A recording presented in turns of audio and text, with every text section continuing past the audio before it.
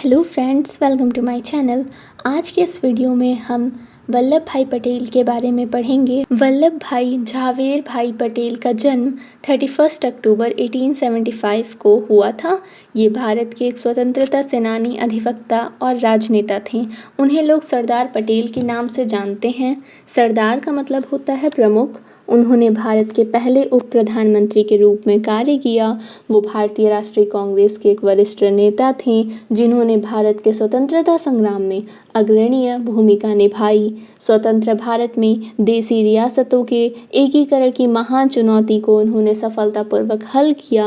1947 के भारत पाकिस्तान युद्ध के दौरान गृह मंत्री के रूप में कार्य किया। उनके जीवन की बात की जाए तो पटेल जी का जन्म नडियाद, गुजरात में एक लेवा पटेल जाति में हुआ था। वो झवेर भाई पटेल और लाडबा देवी की चौथी संतान थे। सोमा भाई, नरसी भाई और विट्ठल भाई इनके अग्रज थे। उनकी शिक्षा मुख्यतः स्वाध्याय से ही हुई।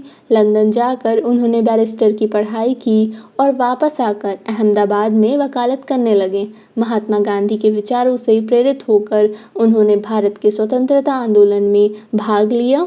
स्वतंत्रता आंदोलन में सरदार पटेल का सबसे पहला और बड़ा योगदान 1918 में खेड़ा संघर्ष में हुआ। गुजरात का खेड़ा डिवीज़न उन दिनों भयंकर सूखे की चपेट में था।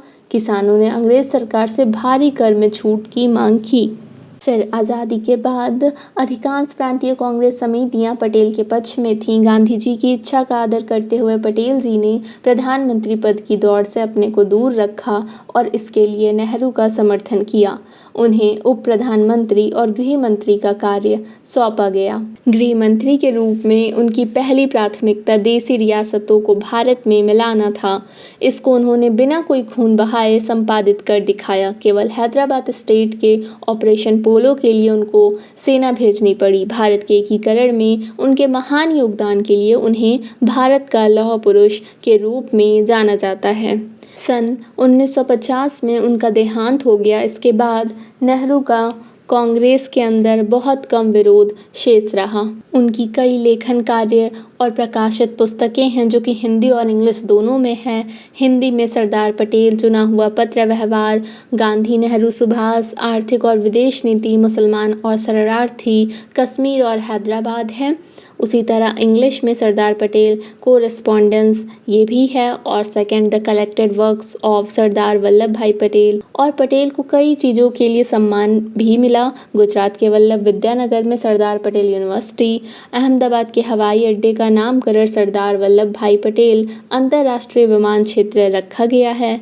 कई संस्थान और स्मारक उनके नाम पर हैं, जैसे कि सरदार वल्लभ भाई पटेल स्टेडियम अहमदाबाद, वल्लभ भाई पटेल वक्ष स्थान और सरदार वल्लभ भाई पटेल चौक उत्तर प्रदेश के प्रतापगढ़ जिले के कटरा गुलाब सिंह में है। स्टैचू ऑफ यूनिटी, इसकी ऊंचाई 240 मीटर है, जिसमें 58 मीटर का आधार है। मूर्ति की ऊंचाई 182 मीटर है, जो स्टैचू ऑफ लिबर्टी से लगभग 2 गुनी ऊंची है।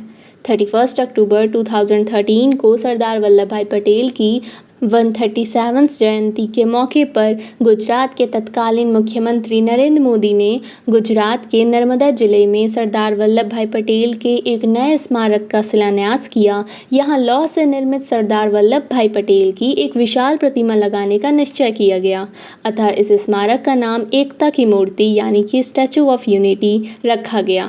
प्रस्तावित प्रतिमा को एक छोटे चट्टानी द्वीप साधु बेट पर स्थापित किया गया है, जो केवाड़िया में सरदार सरोवर बांध के सामने नर्मदा नदी के बीच स्थित है। 2018 में तैयार इस प्रतिमा को प्रधानमंत्री मोदी जी ने 31 अक्टूबर 2018 को राष्ट्र को समर्पित किया। ये प्रतिमा 5 सालों में लगभग 3000 करोड़ रुपए की लागत से तैयार हुई है।